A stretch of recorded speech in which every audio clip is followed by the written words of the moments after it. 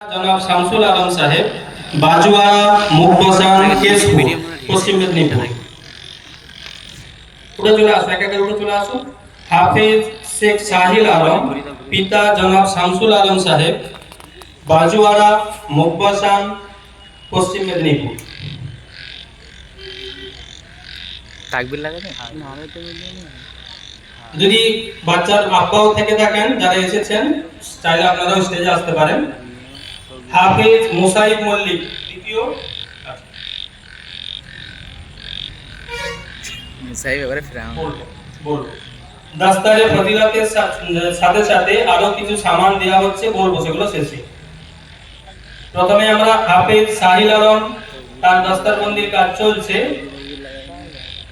দ্বিতীয় হাফিজ মুসাইব মল্লিক পিতা নাসির মল্লিক মুখবসান কেশপুর পশ্চিম মেদিনীপুর।